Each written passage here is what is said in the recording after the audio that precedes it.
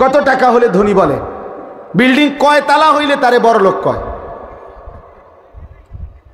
4 তালা, 2 তালা। তো তাইলে ধনীর কোনো সংজ্ঞা নেই। সম্পত্তিটা আপেক্ষিক। আপনার 4 তালা, তো নিচতলাওয়ালা আনা মনে করে আপনি ধনী, কিন্তু যার বাড়ি 20 তালা এটা তো আপনার গণা তো ধরে না। আপনি কি বেটা ফালতু মাতবুরি করিস বেটা, কথা বলেন না কেন? আপনি গাড়ি চলেন, আপনার গাড়িটার দাম যদি হয় 10 লাখ টাকা, তো যার গাড়ি 1 কোটি টাকা, তে তো আপনি এটারে প্লাস্টিক কয়। বাস ওলাই তো কয় প্রাইভেট কারে প্লাস্টিক। বাসের যে হেল্পার ওই দরজার লগে যাইতে দাঁড়ায় থাকে কন্ট্রাক্টর, তে তো ড্রাইভারের কয় ওস্তাদ বামে প্লাস্টিক। আরে কিরে ডাকায় তুই কি কর? ঢাকা শহরে তো অ্যাভেলেবেল কয় ওস্তাদ বামে প্লাস্টিক, বামে বলে প্লাস্টিক বলে। আমি যে গাড়িতে চলি ও প্রবক্স, মানে প্রাইভেট কারের মধ্যে জাপানি সবচেয়ে কম দামি যেটা, এইটা এর থেকে কম দামি আর নাই। হ্যাঁ বাস্তব। তো এইটাতে আমার পরিচিত একজন জাপানিজ, উনি বলছে হুজুর আপনি যে গাড়ি চলেন এগুলো আমাদের জাপানে ওইখানে এগুলো দিয়ে ছাগল টানে। কসম উনি বলছে এটির ভিতরে ছাগল টানে। তো তেনাই মাতবরির কি আছে, কীর্তন মাতবরি করেন আপনি বলেন, অহংকারের কি আছে না, বড়াই করার কি আছে দোস্ত?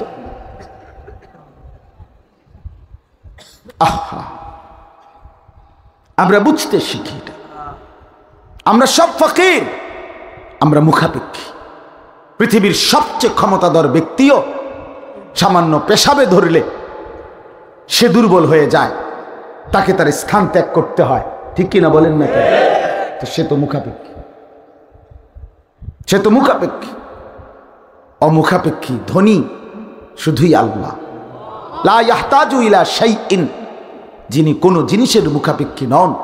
কুল্লু শাইইন মুহতাজুন ইলাইহি, সব জিনিস তার মুখাপেক্ষী। তিনি কে? আল্লাহ। আল্লাহ।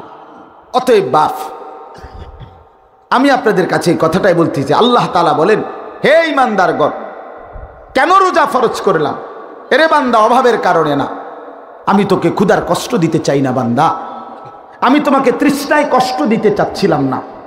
তোমার বৈধ স্ত্রী, হালাল স্ত্রী, এটা ভিন নারী না, এটা ফালতু মহিলা না, এটা তোমার পবিত্র স্ত্রী। সেই হালাল স্ত্রী তো আমি দিছি। অমিন আয়াতিহি আন খালাকা লাকুম মিন আনফুসিকুম আজওয়াজা, আল্লাহ তাআলা বলেন, আমার কুদরতের নিদর্শন, আমি প্রত্যেক পুরুষের দেহের অংশ থেকে তার জন্য তার স্ত্রীকে বানিয়েছি। কেন?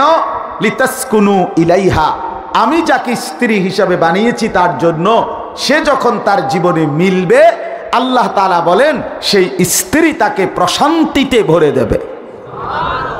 জাআলা বাইনাকুম মাওয়াদ্দাতাও ওয়া রাহমা, আল্লাহ বলেন, এবং আমি নিজে স্বামী স্ত্রী, হালাল বৈধ এই পবিত্র স্বামী স্ত্রীর মধ্যে আমি আল্লাহ প্রথমত ভালোবাসা এবং দ্বিতীয়ত তার সাথে সাথে দয়া মায়া, এই উভয়টাই দিয়ে দেব। ভালোবাসাও দেব, দয়া মায়াও দেব। স্বামী স্ত্রীর মধ্যে ভালোবাসাও চাই, দয়া মায়াও লাগে।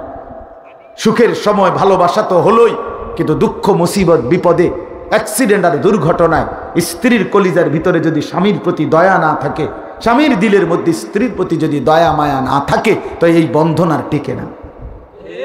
আল্লাহ বলেন, এটা আমি দিই, আমি এটা দেই, এটা আমি দেই। আল্লাহ তাআলা বলেন, এটা আমি করে থাকি। তাইলে ফাঁকি দিয়ে একটা কথা যুবক ভাই বলে রাখি, নওজোয়ান অনেক ভাই তোমরা আমার বন্ধু, মাঝখান দিয়ে কথাটা অপ্রাসঙ্গিক হিসাবে আমি বলে নিলাম। তোমরা যারা আল্লাহ তাআলার এই কথা যদি কেউ বিশ্বাস করে থাকো দোস্ত, যে আল্লাহ বলছে শরীরের অংশ থেকে, আল্লাহ বলে তোমার স্ত্রী হালাল স্ত্রী আমি বানিয়েছি বান্দা, আমি পৌঁছাবো, তুমি একটু সবর করো।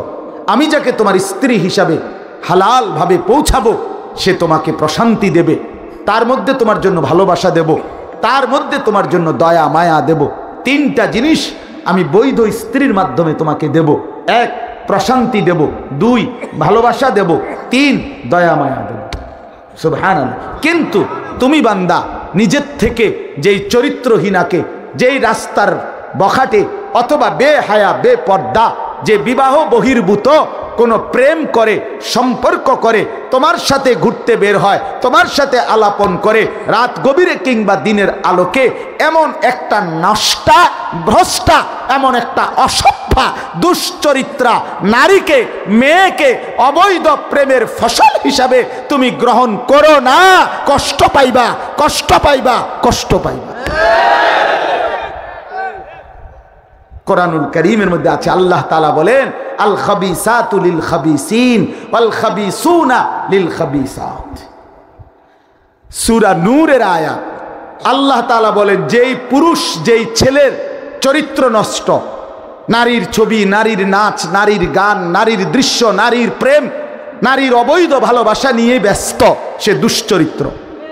2 নাম্বার, যেই মেয়ে দুশ্চরিত্রা, নিজের ইজ্জত, নিজের সতীত্ব, নিজের পর্দা, নিজের হায়া, নিজের সম্ভ্রমের মর্যাদা যার মধ্যে নাই, ওই মেয়েটা, ওই নারীটা দুশ্চরিত্রা। আল্লাহ বলে তাদের 2টা অভিশাপ। 1, তাদের পরিচয় হলো তারা খবিস। তুই খবিস বেটা, খবিস বেটা তুমি, এলো 1। 2 নাম্বার হলো আল্লাহ বলেন ও চিরেই আমি আল্লাহ খবিসের সাথে খবিসকেই মিলাবো। খবিস ছেলে চরিত্র নষ্ট করলি তো তোর কপালে জুটবে আরেকটা চরিত্রহীনা নারী। চরিত্রহীনা মেয়ে চরিত্র নষ্ট করলি বিবাহ বহির্ভূত, তো তোর কপালে জুটবে আরেকটা চরিত্রহীন স্বামী। এটা আল্লাহর ওয়াদা। আপনি ঠিক কইলেও ঠিক, ঠিক না কইলেও ঠিক।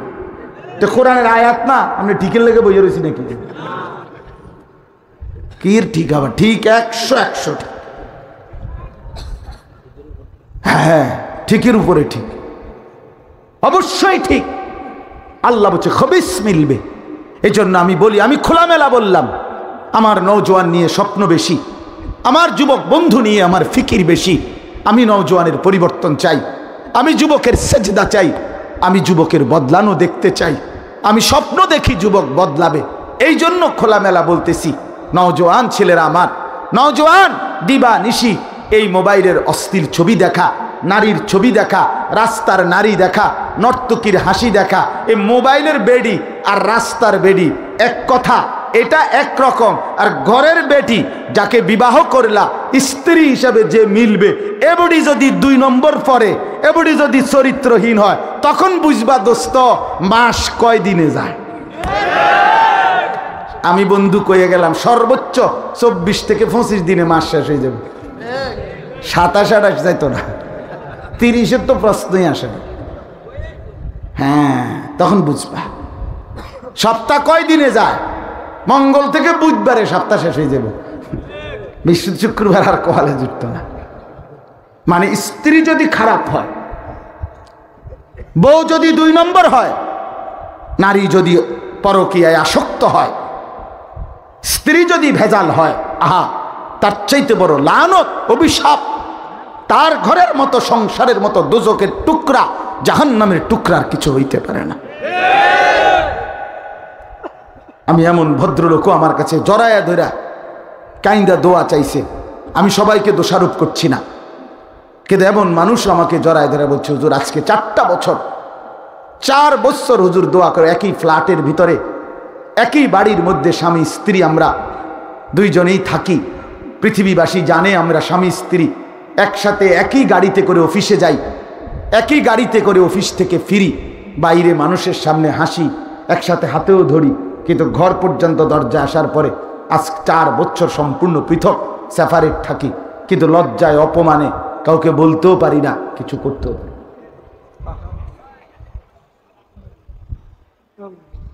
আমি এমন পুরুষও দেখছি, আমি সবাইকে বলছি, আমি যাকে দেখছি শুধু তার কথাই বলছি। আমি এই 2 চোখে এমন পুরুষও দেখছি, বাপ, একটি প্রাইভেট মেডিকেল কলেজ সহ, একটি প্রাইভেট বড় হসপিটালের মেডিকেল কলেজ সহ ওটার চেয়ারম্যান, কোটি কোটি টাকার মালিক, কোটি কোটি টাকার মালিক। এইরকম ভদ্রলোককেও দেখছি আমি, যে আপনার স্ত্রী শহরে আলাদা, শহরে থাকে আর উনি নিজের এলাকায় যেখানে বাড়ি ওই ফ্ল্যাটে থাকে। রাত্রিবেলা প্রতিদিন আকসার রাত 12টা-1টার পরে বাড়ির বিল্ডিংয়ের দোতলার বা একতলা বাড়ি, অত্যাধুনিক খুব সুন্দর একতলাই বাড়ি, খুব সুন্দর। এই বাড়ির ছাদে বসে উনি সারা রাত গিটার বাজায়, গান গায় আর একটার পর একটা সিগারেট খায়। স্ত্রী বাহিনী গান গায়, গানও তো কোনো গানের জাতও না, কত সুরও নাই, কোনো তালও নাই, কিচ্ছু নাই। এটার ভিতরে কিতা কয় তার মাথা কয়, তার মাথা কয় কদ্দুর বালা গান গাইলো তো একটা কথা, গানের কোনো হাই ধোয়াত বলতে কিচ্ছু নেই, ব্যাঁ ব্যাঁ করে আর কি কত। আরে সারা রাত সিগারেট, আহা এই জিন্দিগির কি অর্থ হচ্ছে বলেন? এই জীবনের কি অর্থ হচ্ছে? বন্ধু আমার, হাসি দিয়ে ওরাই দিয়ে না, এটা বড় কঠিন ব্যাপার। আমি অনুরোধ করলাম, এজন্য যুবক ভাই চরিত্র নষ্ট করো না। রাসূলুল্লাহ সাল্লাল্লাহু আলাইহি ওয়াসাল্লাম স্পষ্ট বলছে, ফাত্তাকুদ দুনিয়া ওয়াত্তাকুন নিসা। নবীজি বলছে, আমার উম্মত দুনিয়ার ধোঁকা থেকে বেঁচে থাকো এবং নারীর ধোঁকা থেকে বেঁচে থাকো। নারীর ধোঁকা, নারী দুধারী তলোয়ার। নারী তোমার জান্নাত, নারী তোমার জাহান্নাম। নারী যখন মা, সে তোমার জান্নাত। নারী যখন পবিত্র স্ত্রী, তো তার সাথে তোমার হালাল সম্পর্ক, এতেই তোমার জান্নাত। নারী যখন কন্যা, তোমার মেয়ে, তো তাকে সেবা শুশ্রূষা করে আদর সোহাগ করে তাকে যদি একটা উপযুক্ত স্বামীতে বিবাহ দিয়ে দিতে পারো, এই কন্যাই তোমার জান্নাত। নারী যখন আপন বোন, এই বোনকে যদি লালন পালন করে তার ইজ্জত আবরুর হেফাজত করে তাকে উপযুক্ত পাত্রে বিবাহ তুলে দিতে পারো, রাসূল বলছে কুন্না লাহু সিতরাম মিনান নার, তোমার বোন তোমার জন্য জাহান্নামের বাধা, জাহান্নামের প্রতিবন্ধক, জাহান্নামের আড়াল। অর্থাৎ এই বোন যেন দাঁড়িয়ে তোমাকে জাহান্নাম থেকে মুক্ত করে দিবে। দুধারী, দুধারী অর্থাৎ। আর সেই নারী যখন রাস্তার নর্তকী, সেই নারী যখন সিনেমার নর্তকী, সেই নারী যখন নাটকের নর্তকী, সেই নারী যখন টিকটকারের মেয়ে, সেই নারী যখন অসভ্য মোবাইলের চরিত্রহীন মেয়ে, সেই নারী যখন বেপর্দা, সেই নারী যখন বেহায়া, সেই নারী যখন অবৈধ প্রেম করে, অবৈধ সম্পর্ক করে, এটা পচা, এটা বস্তা পচা, এটা প্লাস্টিক, এটা শোপিস, এটা জাহান্নাম। নারী দুধারী, হয় গড়ে না নষ্ট করে, হয়তো জান্নাত এনে দেয় না তো জাহান্নাম এনে দেয়। এজন্য রাসূলুল্লাহ সাল্লাল্লাহু আলাইহি ওয়াসাল্লাম বলছেন, ইসলামের সীমারেখা মেনে চলতেই হবে, নারীর ধোঁকা থেকে বেঁচে থাকো। ফাইন্না আউওয়ালা ফিতনাতে বনি ইসরাঈল কানাত ফিন নিসা। নবী সাল্লাল্লাহু আলাইহি ওয়াসাল্লাম বলেন, বনি ইসরাইলের মুসা নবীর উম্মতদের সর্বপ্রথম অধপতন হয়েছিল নারীর ফাঁদে। নারীর ফাঁদ, নারীর ফাঁদে সর্বপ্রথম ধোঁকাগ্রস্ত। সে লম্বা কাহিনী, এখন আর বলার সুযোগ নেই। তো আপনাদের কাছে আমি এটাই বুঝাইতে চাইলাম, আল্লাহ তাআলা আমাদেরকে, আমাদের প্রত্যেককে আল্লাহ তাআলা আমাদের জন্য যে ইন্তজাম মাহে রমজানকে কেন্দ্র করে করেছেন, আমি আপনাদের কাছে খুব লম্বা করতে চাচ্ছি না বাপ, আপনাদের কাছে করতে চাচ্ছি না। এত বড় বিশাল পৃথিবী রব্বুল আলামিন আল্লাহ তাআলা আমাদের জন্য সাজিয়েছেন, আল্লাহ তাআলা আমাদের জন্য দিয়েছেন। এত বড় সুন্দর পৃথিবী সাজিয়ে আল্লাহ আমাদেরকে আল্লাহর প্রতিনিধি হিসাবে বসবাস করার জন্য অনুমতি দিয়েছেন। কাজেই আমি এই রাত গভীরে আপনাদের সবার কাছে, জোয়ান ভাই, আমার মুরব্বী বাবা, বর্দার আড়ালের মা বোন, সবার কাছে আমার মূল আবেদন, আপনারা আমরা প্রত্যেকেই এই রমজানকে টার্গেট করে, আগত রমজানকে টার্গেট করে আখেরাতকে প্রাধান্য দিয়ে জীবনটা নতুন করে আরেকবার আখেরাতের রঙে সাজাবার প্রস্তুতি নেন। বলেন ইনশাআল্লাহ। আবারও কথা যেখান থেকে আমি শুরু করছিলাম বাপ, আমাদের কলিজার ভিতরে আমরা চেঞ্জ করেন, দুনিয়াকে দ্বিতীয় 2 নম্বরে নেন, আখেরাতকে 1 নম্বরে আন। কথা বুঝছেন কিনা বলেন? আমিও আপনিও চেষ্টা করেন। মান আহাব্বা দুনিয়াহু আদাররা বি আখিরাতি। নবী সাল্লাল্লাহু আলাইহি সাল্লাম বলেন যে দুনিয়াকে ভালোবাসলো তার আখেরাত ক্ষতিগ্রস্ত হলো। এই পাল্লা ওজন হইলে এই পাল্লা হালকা হবে। অমান আহাব্বা আখিরাতাহু আদাররা বি দুনিয়াহু। নবীজি বলেন যে আখেরাতকে ভালোবাসলো তার দুনিয়া ক্ষতিগ্রস্ত হলো, দুনিয়া ক্ষতিগ্রস্ত হলো। ফাসিরু মা ইয়াবকা আলা মা ইয়াফনা। অতএব নবী সাল্লাল্লাহু আলাইহি ওয়াসাল্লাম বলেন তোমরা যেটা স্থায়ী তাকেই প্রাধান্য দাও, যেটা অস্থায়ী সেটার উপরে। এখন বলেন স্থায়ী কোনটা, অস্থায়ী কোনটা? স্থায়ী কোনটা, অস্থায়ী কোনটা? খালাস। রাসূলুল্লাহ সাল্লাল্লাহু আলাইহি ওয়াসাল্লাম বলছে প্রাধান্য দাও, প্রাধান্য দাও। কোরআনুল কারীমের আয়াত শুনেন একটু। ওয়াবতাগি ফীমা আতাকাল্লাহুদ দারাল আখিরা ওয়ালা তানসা নসীবাকা মিনাদ দুনিয়া। আল্লাহ তাআলা বলে বান্দা আমি তোমাকে যা কিছু দিলাম, শরীর, স্বাস্থ্য, জীবন, যৌবন, হাসি কান্না, টাকা পয়সা, স্ত্রী সন্তান, মাল দৌলত, যা কিছু দিয়েছি সবটুকু দিয়ে তোমার প্রথম কর্তব্য তুমি জান্নাতে, আখেরাতের একটি ঘর, জান্নাতের একটি বাড়ি তালাশ করো। 1 নম্বর ওয়ালা তানসা নসীবাকা মিনাদ দুনিয়া। আর 2 নম্বরে হলো আমার বান্দা তুমি তোমার দুনিয়ার বৈধ হালাল প্রয়োজন ভুলে যেও না। এরপরে দুনিয়া রাখো, কোনো অসুবিধা নাই। স্ত্রী ফেলে দিও না, ছেলে মেয়ে ফেলে দিও না, বাজার ব্যবসা ফেলে দিও না, লেনদেন ফেলে দিও না, আয় উপার্জন ফেলে দিও না। ফেলে দিতে বলছে কথা বলে। আমরা সবাইরে কইছে সুন্দরবন গিয়ে থাকতে, আমরা সবাইরে বলছে আফ্রিকার জঙ্গলে হিজরত করতে। না না না, আল্লাহ তাআলা বলছে শুধু তুমি এটাকে সিরিয়াল দাও।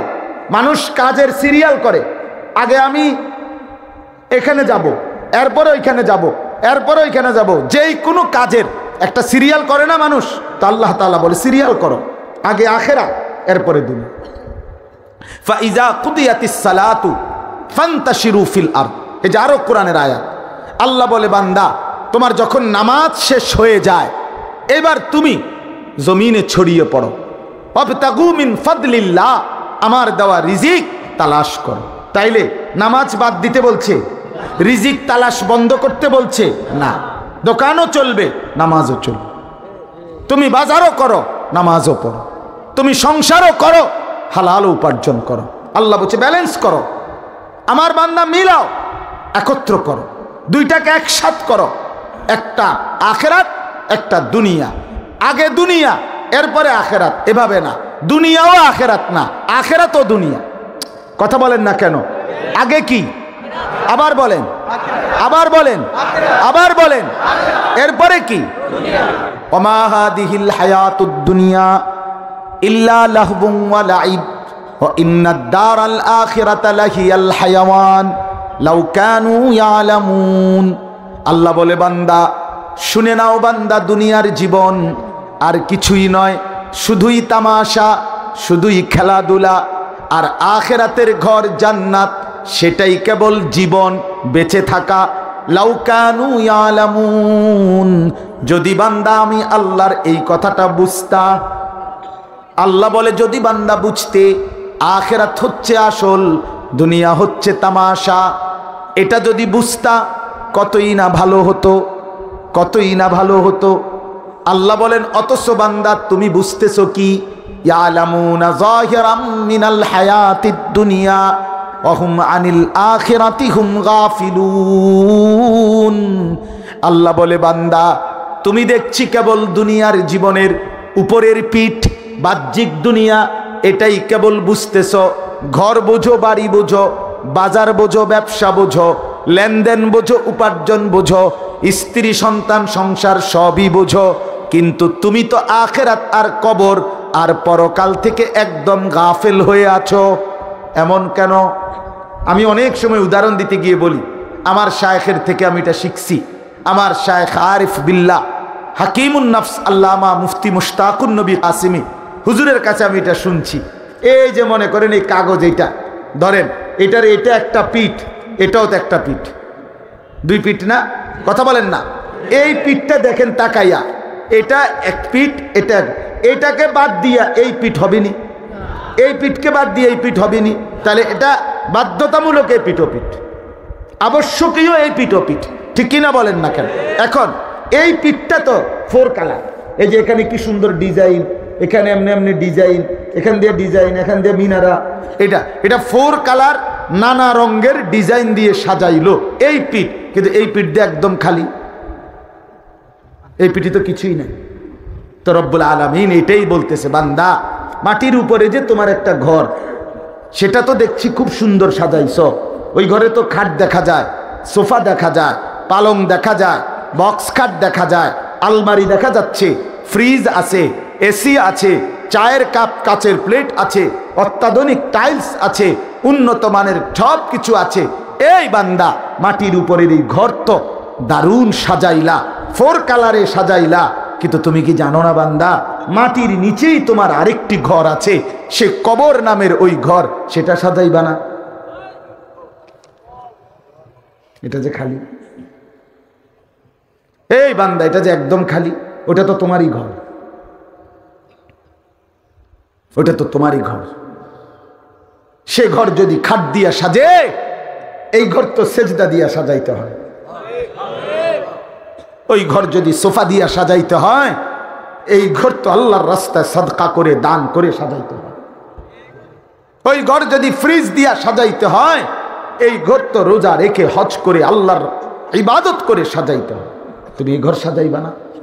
কিছুদিন আগে আমার বাড়ি কুমিল্লা লাকসাম নাঙ্গলকোট, আমি ব্যক্তিগতভাবে নোয়াখালী লক্ষ্মীপুর পড়ালেখা করছি আলহামদুলিল্লাহ, যেন কথাবার্তা সব নোয়াখালীর মতোই, আমাদের মতোই। আমি আমানতপুর মাদ্রাসার ছাত্র, ওই যে সমুনি চৌরাস্তার লগে যে মাদ্রাসা আছে, আমানতপুর মাদ্রাসা, আমি ওখানে পড়ছি, এখানে পড়া। আবার সবচেয়ে বড় কথা, আমার জিন্দেগির পড়ালেখা, আমি প্রাইমারি স্কুল পাশ করে জীবনের প্রথম মাদ্রাসায় ভর্তি হয়েছি লক্ষ্মীপুর টুমচর মাদ্রাসা। আমি টুমচর মাদ্রাসার ছাত্র, সেই হিসেবে আমার জিন্দেগির শুরু নোয়াখালী লক্ষ্মীপুর। ক্লাস 4-এ ইয়াজদাহুম, 4র্থ শ্রেণীতেই প্রথম মাদ্রাসার পড়া শুরু করছি। তাহলে আমি আপনাদেরকে এই কথাটা আমার দিল থেকে বুঝাইতে চাই, বান্দা বাপ, আমি একবারের আশাই বলি, আমি যদি আর কোনোদিন বলতে না পারি, আর যদি কোনোদিন আসতে না পারি, একবারই বল। আমি একটা স্বপ্ন নিয়ে বলি, আমার একটা আশা আছে। আমি ফেরিওয়ালা, প্রতিদিন বলি, ফেরিওয়ালা জানে তার সব ডাকে কাস্টমার আসে না, কিন্তু তবুও সে বলতে থাকে।